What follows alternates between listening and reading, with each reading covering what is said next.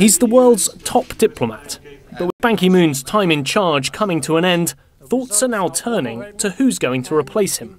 Most candidates are yet to announce their intention to run, but already there's controversy about how fair and open the selection process really is. Legally, it's the General Assembly who appoints the Secretary-General, but it's on the recommendation of the Security Council.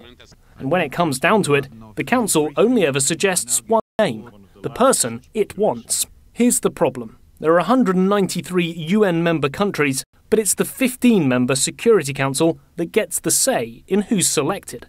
There are 5 permanent members: China, Russia, the US, the UK and France.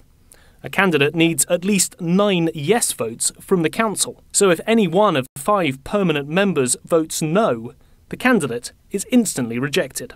The current process is one which is very closed. It has very serious lowest common denominator forces in the procedure that should be changed. William Pace has spent several decades campaigning for reform at the United Nations. He wants a more formal selection process with applications and interviews, and the decision-making opened up to more countries.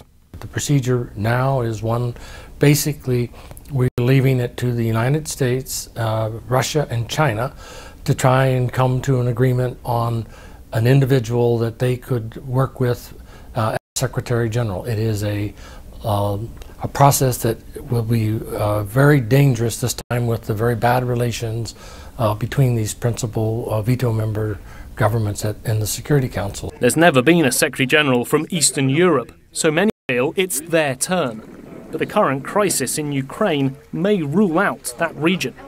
While there's no official list of candidates, and never likely to be, there are still plenty of names being talked about. And this time, the field is full of female candidates, like UNESCO's Executive Director, Irina Bokova from Bulgaria, Brazil's Dilma Rousseff, or former New Zealand Prime Minister Helen Clark.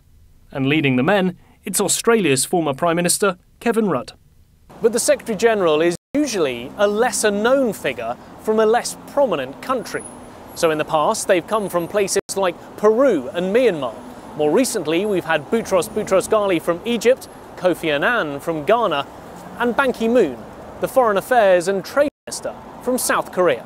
Change is never easy, but 2016 could be a big year for women. Possibly the first female US president, and perhaps the UN's first female Secretary-General. Nick Harper, CCTV, New York.